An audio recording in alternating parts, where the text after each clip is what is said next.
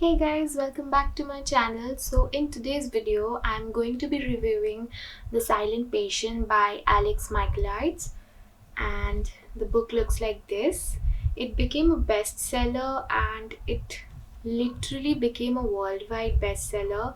Everyone was talking about this book and I didn't really get time before to read it, and now that I've finally read it, I think that it lives up to the hype. Although while I was reading the book, I kind of predicted what is going to happen, but in many reviews, I saw that people are saying that it didn't predict it, and some are saying that it's scammy. But I don't think so. I think this book was really great, provided that this was Alex Michaelides' debut novel. So yeah, I think it was great, but there are also some aspects of this book that I didn't like, and I'm going to be talking all about it in this review. So without any further ado, let's get into the video. So let me first give you the plot of this book. The main character of this book is Alicia Berenson, who is like a very established painter. She's an artist and she's married to a man whose name is Gabriel. He's also established as a fashion photographer. So, and they live in a very, wealthy part of London. They have a beautiful house, and everything was going well until one day when Gabriel comes home from work. Alicia shots him 5 times in the face, and then she goes completely silent. And by silent, I mean that she doesn't speak a word about it. Like, even when there are court proceedings going on and Alicia was questioned, she didn't say anything. Nor did she say that she is guilty of the crime. She did not plead not guilty in front of the court proceedings. So she was completely silent, and years passed by. She remained silent. After the court proceedings, she was sent away to a criminal psychiatric ward or psychiatric prison, like a facility.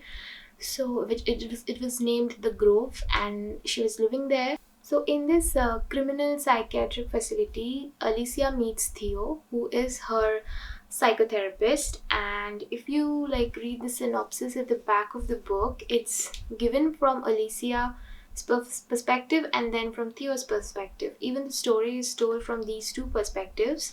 From when you're reading the part where Alicia's perspective is going on, it's actually dictated from her own journal.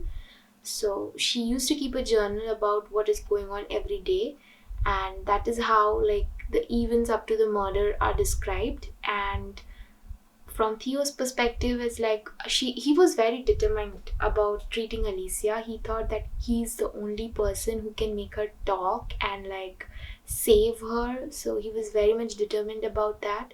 And what I liked about this book is that the chapters are really very short and crisp, and that's why it's like a page turner. You don't really have to spend much time on each chapter, and I think maximum chapters are like 1 or 2 page, like not 1, 2 to 3 pages. And even if you find the longest chapter, I think it will be not more than 4 pages. So it's like very short, and that's the thing with psychological thriller, or like any thriller for that matter. If the chapters are short, you automatically keep turning the pages. So that's the thing I loved about this book, and the writing is like very nice. You will not be able to recognize that this is a debut novel, in fact. Another interesting thing about the story is that it revolves around a Greek tragedy. Now I am not aware of many Greek tragedies, or even the mythology. So I researched about it. It's even explained in the book when you come to the part. It's very hard to review this book and say things without revealing spoilers. So that's all about what I liked about this book. Moving on to the part I didn't like about this book, even though it's like great, is the fact, not the fact, it's like how the relationship between Theo and Alicia is portrayed. The relationship of a patient and a therapist, it's a bit troublesome because that's not how the relationship goes. So yeah, you might feel a bit angry about that. Before moving on to the second part, I would say that I'd rate this book 4 out of 5. 4 because of that disturbing disturbing relationship between Theo and Alicia. I kind of didn't like that, although that's kind of the essence of the story. Anyways, that's why I'm giving it 4 out of 5. Otherwise, you should read this book because this is mind-blowing. I really loved it. So that's it. Now moving on to the second part of the video, where I want to discuss a few things. So if you haven't read this book and you don't want any spoilers, I will ask you to quit the video right here, and don't forget to subscribe if you haven't already, and hit the bell icon so that you can stay updated about my future videos. So coming to the second part of this video, I kind of predicted what is going to happen, and I'll tell you why. Firstly, the twist was great. I know that some of the booktubers are saying that it was not, it was not right for the author to do that. It was like leading you to a certain point and then telling you that it was all right in front of you. It was in how he was narrating the story. It was not at the same time. That whatever Theo was saying, it was not at the same time as Alicia's, and that's where the twist lied. So yeah, some people didn't like it, but I liked it. I in fact loved it, and the fact that I kind of understood that this is what is happening is, I have read one book like this in the past. I can't really remember which one, but one of the books had this kind of narration, and in the end it came to a conclusion that it was not being narrated at the same time. I can't really remember the name, but anyways, that's not the point.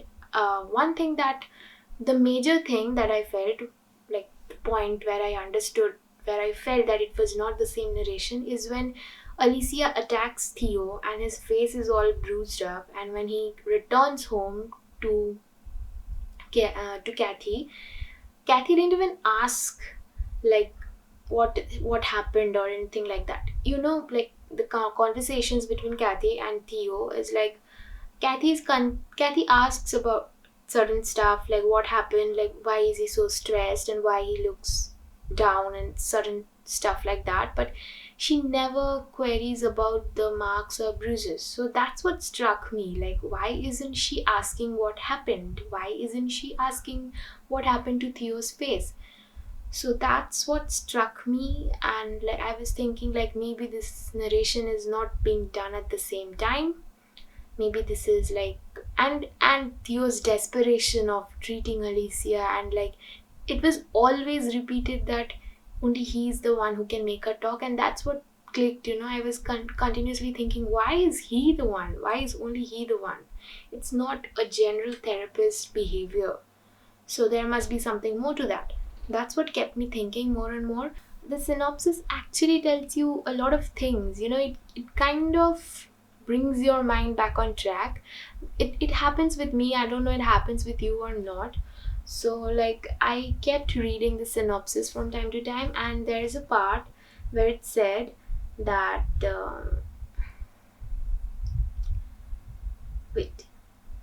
forensic psychotherapist Theo Faber is convinced he can successfully treat Alicia where all others have failed. Obsessed with investigating her crime, his discoveries suggest Alicia's silence goes far deeper than he first thought. And if she speaks, would he want to hear the truth? So this is what struck me, like, would he want to hear the truth? So the truth is somehow related to Theo and his desperation, and Kathy being an actress and Gabriel being a fashion photographer. I was kind of wondering if something else is cooking here. So yeah, that's, and another thing of worth noticing is that if you read it very thoroughly and make mental notes, you'll see that the weather is different. I don't know, it's not clearly stated, but I felt that the weather is different. Like when Alicia is narrating her part, like when the Alicia's perspective is going on in the book, the weather is different, and when Theo's perspective is going on in the book, the weather is different. So there are red herrings here and there in the book. You just have to point them out. But overall, I think it's a great book. You should give it a read. Also, like, having read so many psychological thrillers, crime novels, I have realized something, that the author never really states something or gives some details just like that.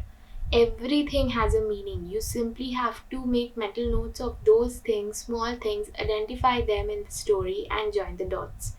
So, be your own detective while you're reading the book. I find it quite fascinating when I'm reading thrillers because I love to do my own investigation as well. Like while I'm reading the book, I am doubting every character, and it's enjoyable to find out that whether your theory met the authors or not. I'm sure everyone does that. So this is my review for The Silent Patient. Let me know in the comments down below whether you have read it or not, and if you have read it, let me know what are your thoughts. I would love to hear them. And you can also follow me on Instagram because I keep updating stuff over there, and you'll get the link in the description box below. Don't forget to subscribe to my channel if you haven't already. Like this video, share this video with your friends, and I will see you in the next one.